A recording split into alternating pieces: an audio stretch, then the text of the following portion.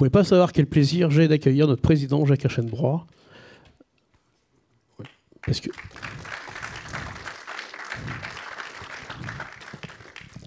je pense que depuis que vous êtes président de notre entreprise, on a essayé de trouver des dates pour venir à notre Assemblée Générale. Ça n'a jamais marché. Cette fois-ci, ça y est.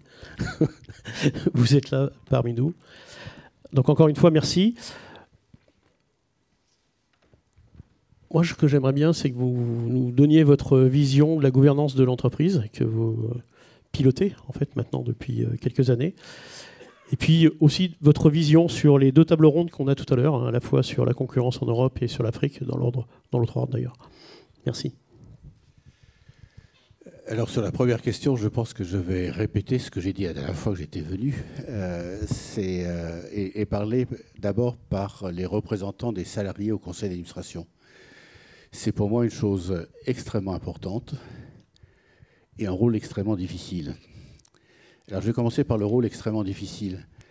Dès qu'il est élu, un administrateur, qu'il soit salarié ou pas, doit penser à l'intérêt général de l'entreprise et non plus à son intérêt propre ou l'intérêt de l'investisseur, fût-il salarié, qu'il représente.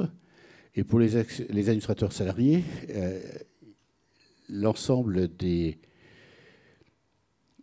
sujets abordés en conseil, l'ensemble des délibérations est secret et donc ne peut pas, vis-à-vis de ses mandants, vis-à-vis de ses électeurs, revenir en disant voilà, on a discuté telle et telle chose, j'ai pris telle et telle position et telle décision a été prise par le conseil. Donc c'est un rôle extrêmement difficile.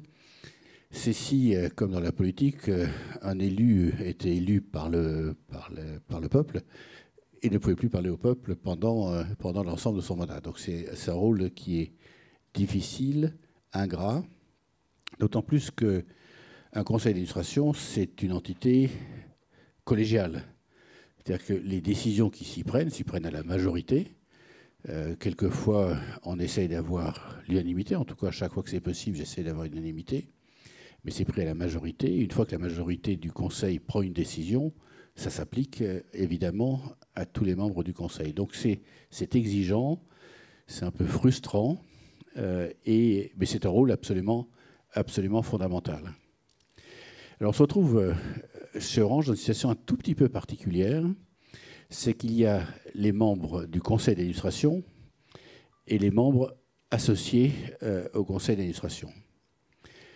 Il manque aujourd'hui un membre du conseil d'administration et un membre associé au conseil d'administration qui n'ont pas été nommés. Le membre associé au conseil d'administration qui n'est pas nommé, et c'est vacant depuis maintenant plus d'un an, c'est le représentant du CESEC. Ce qui pose un problème, d'abord parce que je considère que même s'il est comme observateur au conseil, son rôle est important, d'autant plus qu'une fois par an, il a le droit de poser toute une série de questions au conseil d'administration qu'il doit répondre. On n'a pas pu le faire l'année dernière. Tout laisse penser qu'on ne peut pas le faire cette année, et je trouve ça très dommageable. Ce n'est pas la responsabilité ni du président du Conseil, ni du secrétaire du Conseil, ni de la direction, c'est la responsabilité des organisations syndicales. Vous connaissez les raisons pour lesquelles il n'a pas été nommé. Je trouve que c'est extrêmement dommageable. On est en contravention par rapport à la loi. Ce n'est pas le conseil ni l'entreprise qui pourrait être mis en cause, mais c'est dommageable parce que je considère personnellement, et j'ai vécu avec des représentants du CESEC pendant l'essentiel de ma vie professionnelle où j'ai des responsabilités de mandataire social, je trouve que c'est toujours un apport important. Ensuite, nous n'avons pas de représentants des salariés actionnaires. Alors je ne vais pas revenir sur la saga de l'élection, le fait qu'il y a eu des dérives, des dénigrements. Certains parlent de diffamation. C'est en tout cas ce qui a été jugé par le tribunal de commerce. Et vous le savez puisque vous avez contribué, il y a eu une décision de justice qui a remis en cause le second tour de l'élection de l'administrateur représentant les salariés actionnaires. Et on se retrouve dans cette décision un peu d'attente, finalement, puisqu'il y a eu un appel.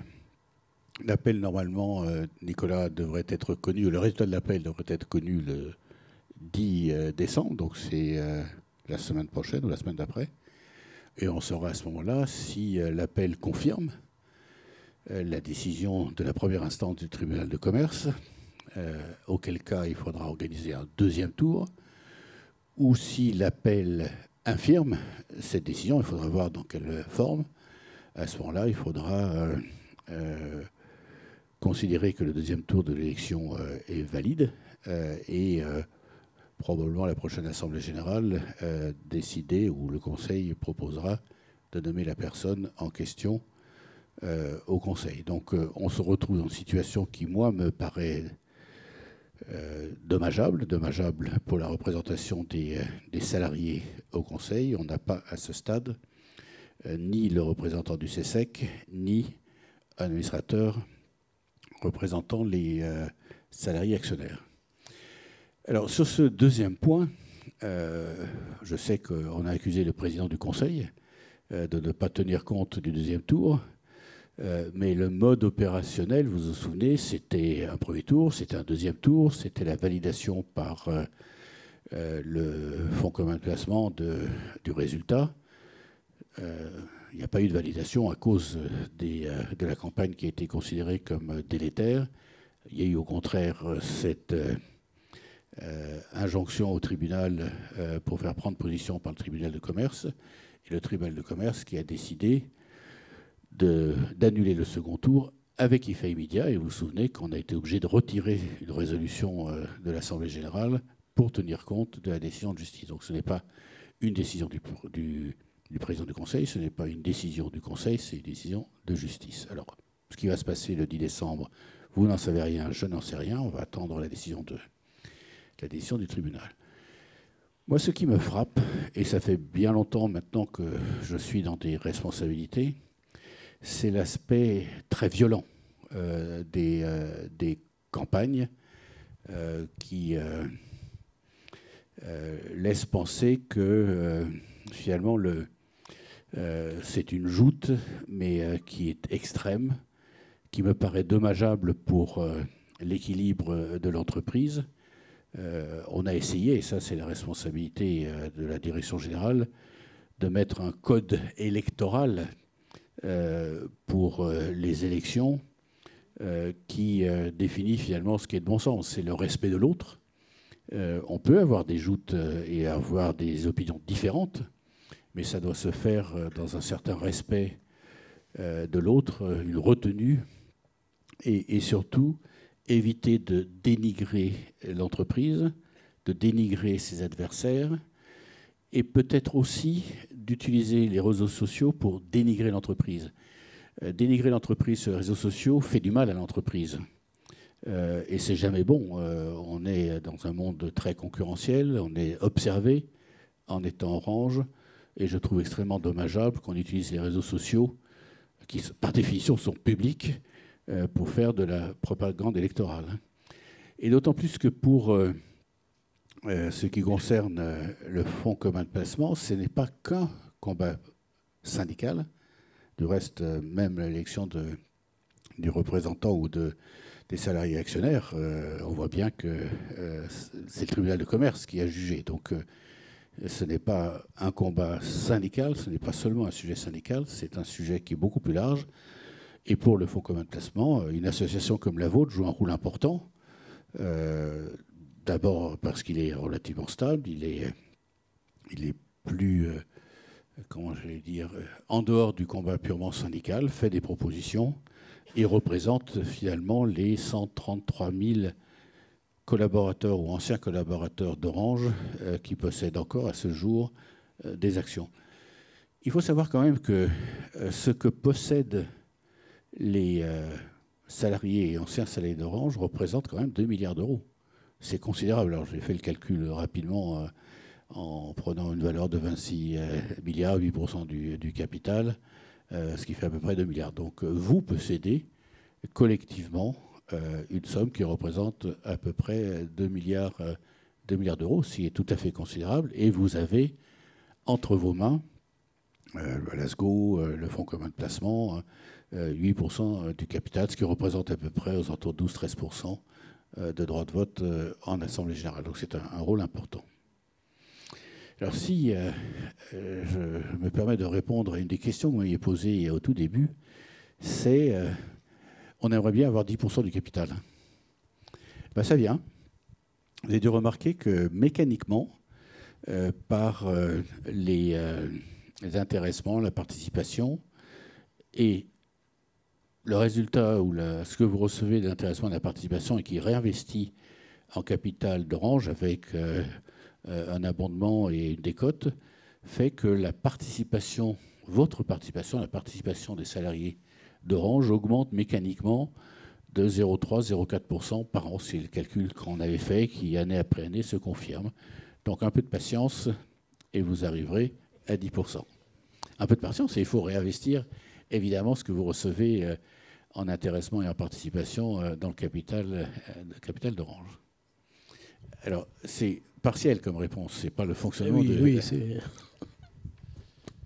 c'est partiel et pas partial. Donc Merci, Président. Donc je pense qu'on peut peut-être passer sur la partie table ronde parce que... Non, mais alors, j'ai dit que c'était partiel, c'était ma réponse, parce que dans votre question, il y a deux aspects. Oui, il y avait cet aspect-là qui est de dire le conseil le deuxième siège d'Orange est incomplet, je le regrette. Et puis comment fonctionne le conseil d'administration. Alors,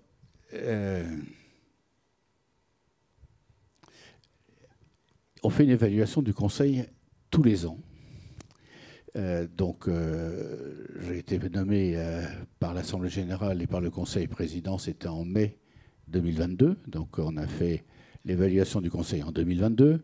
On a fait, donc pour l'année 2022, on l'a fait au début de cette année pour l'année 2023. Et on va le faire au début de l'année prochaine pour l'année 2024. Donc, je ne peux juger que 2022 et 2023. Unanimement, quelquefois, sauf un membre du Conseil, je ne précise pas qui, parce que par définition, ce qui se passe au Conseil est secret, donc je dis simplement tous les administrateurs, sauf éventuellement un membre, sont extrêmement satisfaits du fonctionnement du Conseil. Satisfaits, alors avec des sujets, d'autres évoquent, mais si je prends la stratégie qui a été votée par le Conseil et présentée par Kessaye Deban, elle a été votée, si j'ai bonne mémoire, l'unanimité des membres, moins une abstention. Si je regarde les grands sujets qui concernent l'opération en Espagne, qui est une opération majeure pour Orange, puisque vous vous souvenez, en Espagne, on a fusionné le numéro 2, qui est Orange, avec le numéro 4, qui était MásMóvil. On fait un opérateur qui a un nombre supérieur de clients ou égal de clients à Telefónica. Malheureusement, en termes de valeur, très sensiblement inférieur à Telefónica, mais on vient un acteur majeur sur le marché espagnol. Ça aussi, ça a été voté, je crois, à l'unanimité des membres du Conseil, peut-être 1 ou 2 abstentions. C'est une opération majeure. Après, il y a malheureusement des décisions difficiles qui ont été obligées d'être prises. L'une qui est sortir de la banque. Le Conseil, après un travail très approfondi, auquel je n'ai pas participé, parce que vous savez que je suis administrateur de la BNP, donc je n'ai pas participé à tous ces travaux, mais il y a eu un comité ad hoc qui s'est réuni et qui a considéré que les conditions n'étaient absolument pas remplies pour qu'à un horizon de temps assez long, on puisse rentabiliser l'investissement et que les perspectives, après avoir perdu 1 milliard en 5 ans, c'était probablement d'en perdre un autre dans les 5 ans qui suivaient. C'est une décision difficile que le Conseil a prise. Après, il y a des sujets sur l'Afrique. Vous allez en parler tout à l'heure, on y reviendra.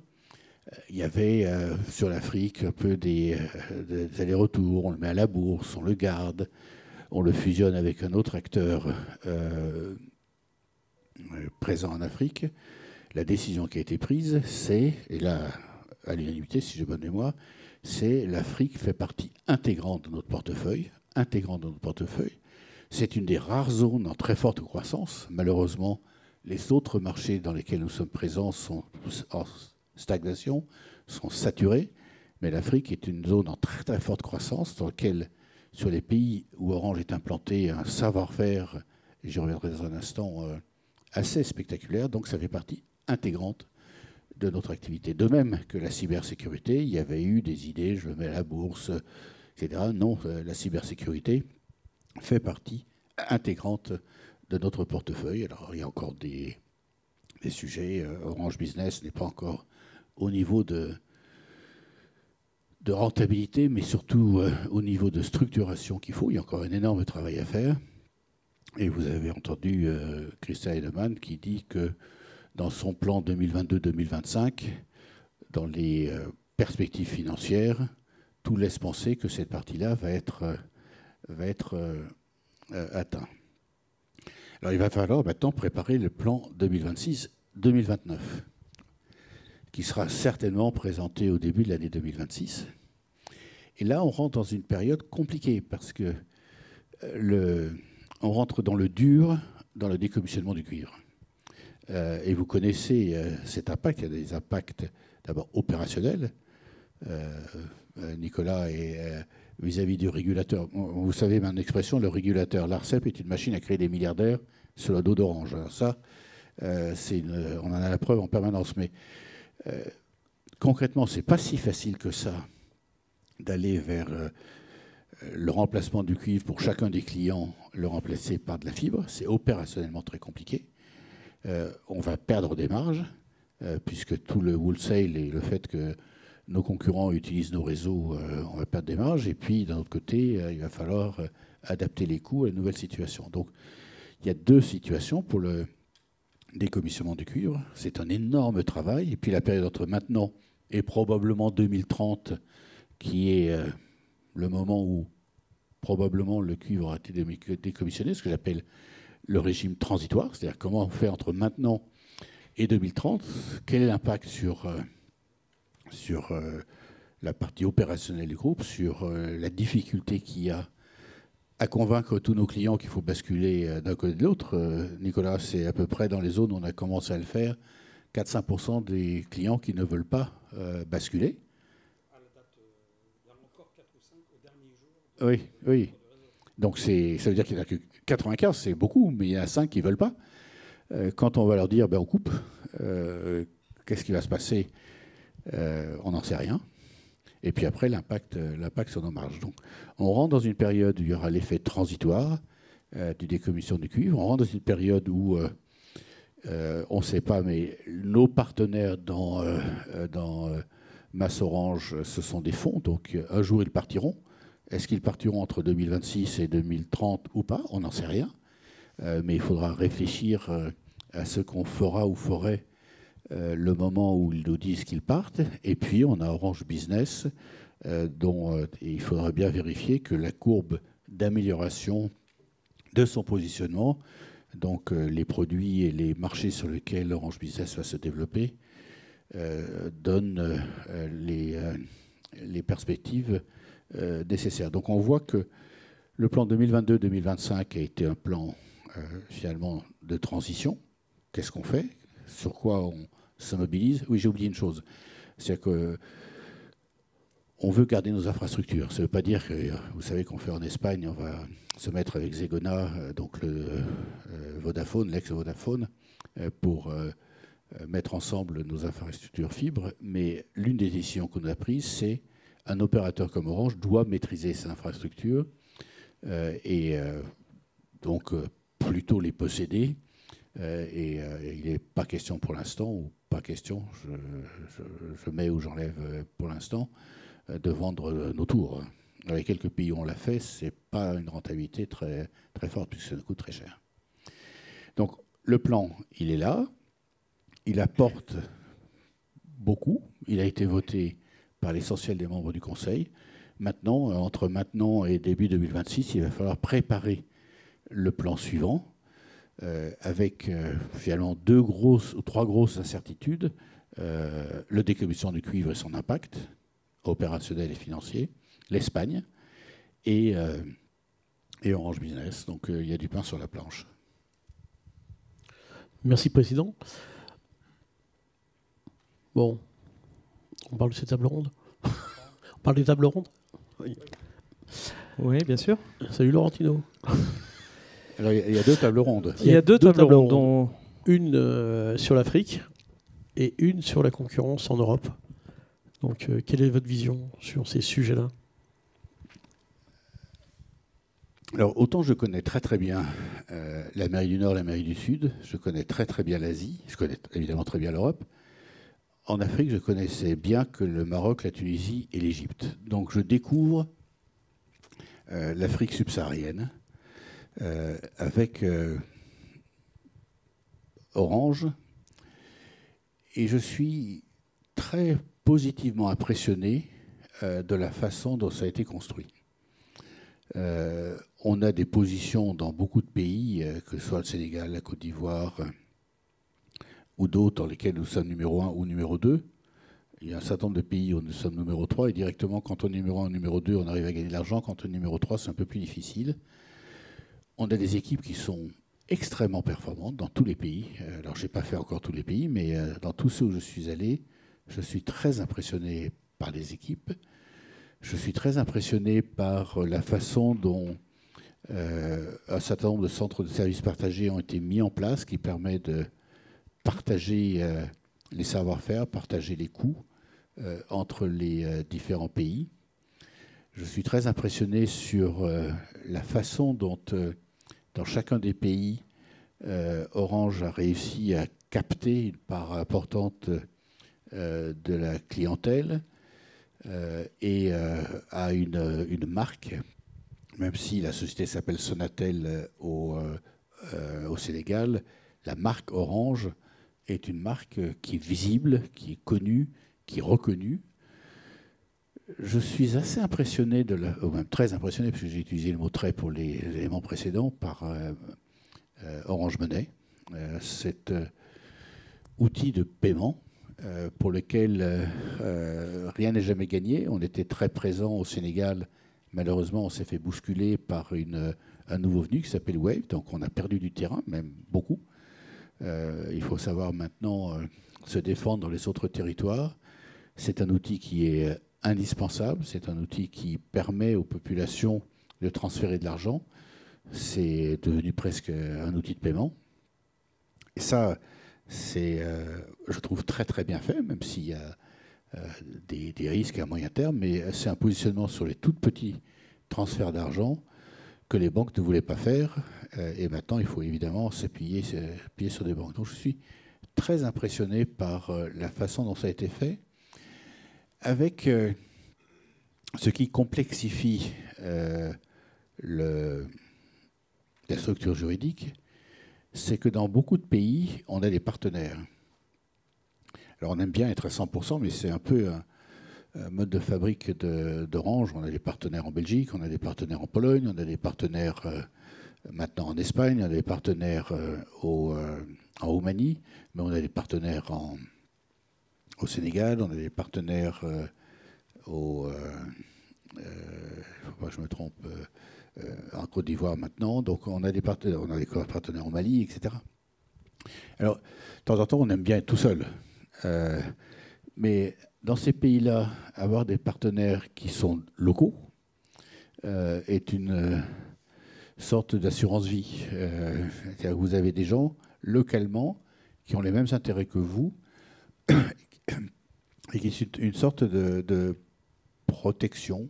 Alors, protection quelquefois toute relative, mais une protection et en tout cas un label local. Alors c'est vrai qu'on est dans des pays dans lesquels la France n'est plus tout à fait le bienvenu. Heureusement qu'on ne s'appelle plus France Télécom, là on serait probablement plus en difficulté. C'est pas simple, mais nos équipes, je trouve, arrivent à bien manœuvrer dans ces situations qui parfois sont difficiles, et surtout dans certains pays dans lesquels les Le Mali, le Burkina Faso sont des pays pour lesquels les djihadistes et les rebelles ont pris une partie du territoire. Ils font avant tout essentiellement attention à nos collaborateurs, c'est-à-dire que ce qui vient en premier, c'est la santé et la protection de nos collaborateurs, mais ce sont des pays dans lesquels finalement on a appris à manœuvrer et quelquefois bien gagner notre vie. Quand on regarde un certain nombre de pays comme la République démocratique du Congo ou Madagascar, ce sont des pays dans lesquels les infrastructures routières, les infrastructures d'enseignement, d'école, les infrastructures hospitalières, les trains n'existent plus, les infrastructures aviation ne sont pas du tout à la hauteur qu'ils étaient quand la France ou la Belgique, quand certains pays sont partis il y a 60 ans. Ce sont des infrastructures qui sont souvent en déshérence. Les seules infrastructures qui fonctionnent très bien, ce sont les infrastructures de télécom. C'est vraiment assez spectaculaire. Il y a énormément d'investissements. Vous savez que c'est une zone dans laquelle on fait entre 7 et 8 milliards de chiffre d'affaires. C'est la seule zone pour laquelle on est en très forte croissance, avec une croissance qui, jusqu'au mois de novembre, représente à peu près 10%. Donc c'est une zone dans laquelle on est très heureux. On a des équipes qui savent vivre dans ces pays-là, qui savent se développer. Et souvent, une question qui a été abordée à plusieurs reprises au niveau du Conseil, que j'avais évoqué, une des premières choses que j'ai évoquées avec Nicolas quand je suis arrivé, c'est quid de la compliance. C'est-à-dire que est-ce qu'on est sûr que toutes les règles respectées par Orange en termes de respect de la loi, en termes de corruption, sont respectées? Alors, je crois qu'elles le sont. En tout cas, il n'y a rien qui laisse penser qu'elles ne le sont pas. Et c'est un atout. C'est-à-dire que dans ces pays-là, si vous commencez à laisser penser aux autorités locales que vous êtes prêts à payer pour avoir un service, entre guillemets, vous êtes mort. Et tout ce que je vois me laisse penser que ce sujet-là, qui a été évoqué à plusieurs reprises au niveau du conseil d'administration, toutes les règles d'Orange sont respectées par nos collaborateurs en Afrique, comme elles le sont, je pense, partout ailleurs. Nicolas, vous voulez rajouter? Alors pour ceux qui sont à distance, qui ne voient pas Nicolas Guérin, il confirme les propos du président. Ouf. Bon, si on parlait un peu d'Europe. Si on parlait d'Europe. Allez. La concurrence en Europe. C'est un joli plat, ça aussi. J'aime bien l'expression qu'utilise Christelle assez souvent pour dire que le téléphone, c'est un bien essentiel ou un service essentiel, mais les infrastructures sont des biens souverains. Et on navigue finalement entre les deux. Je pense qu'aucun d'entre nous aujourd'hui ne survivrait bien longtemps sans avoir son téléphone portable. Du reste, il y en a un certain nombre d'entre vous qui sont en train de jouer avec. Donc ça laisse penser que même dans une réunion comme celle-ci, vous considérez que pianoter sur son téléphone portable est plus intéressant que d'écouter le président du Conseil, ce que je conçois tout à fait.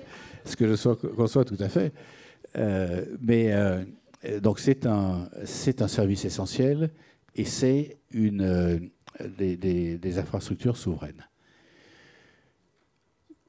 Je connais bien les États-Unis, j'ai habité aux États-Unis pendant quelques années. Je vous garantis que les forfaits sont beaucoup plus chers.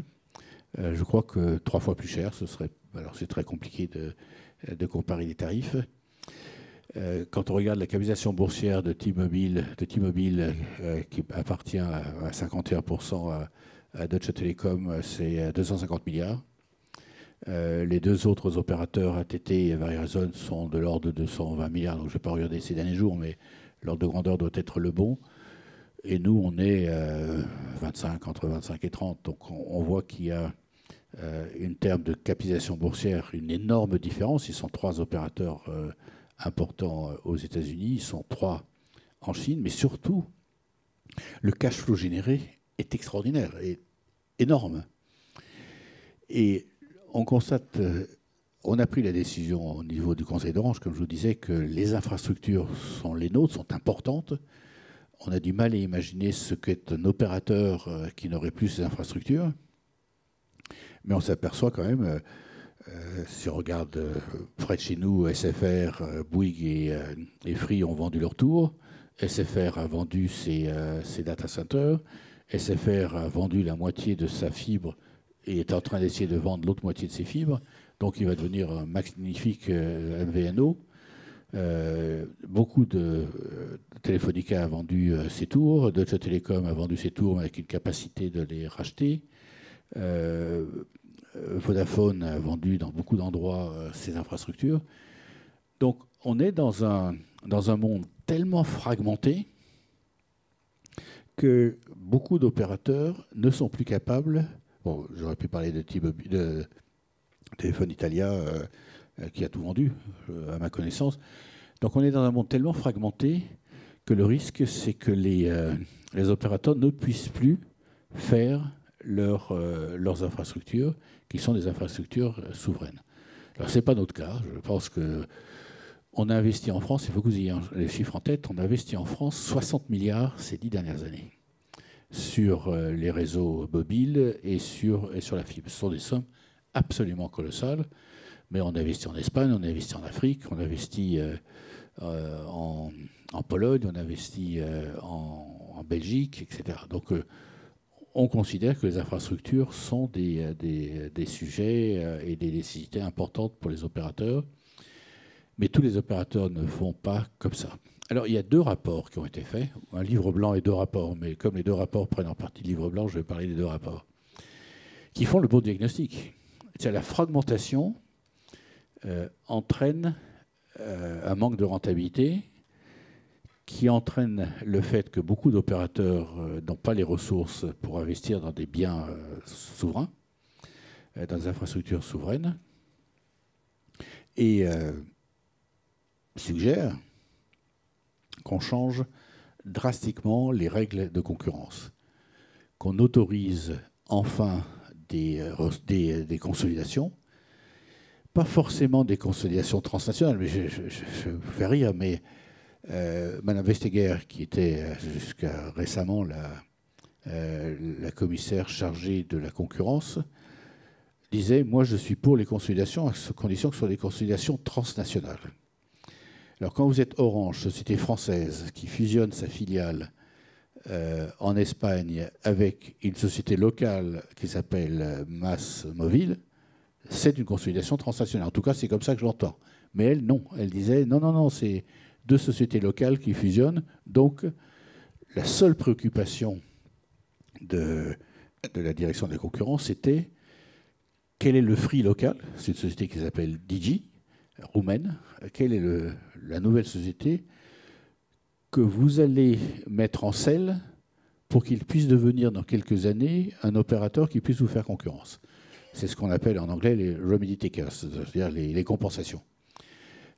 Et ça a été fait très souvent, ce qui veut dire qu'on ne peut pas réellement réduire le nombre d'opérateurs.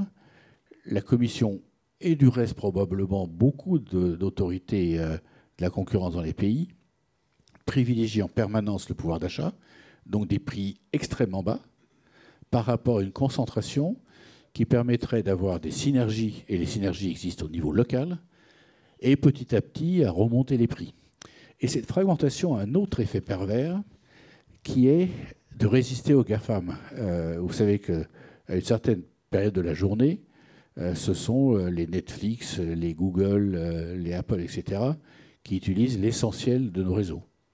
Comme on est très fragmenté, on ne peut pas résister. On ne peut pas leur dire « moi je veux bien que vous utilisiez mes réseaux, mais vous payez ». C'est comme si on disait que toutes les voitures qui prennent l'autoroute, puisque c'est 80-20, il y a des moments, c'est 80% des réseaux qui sont utilisés par ces grands hyperscalers américains.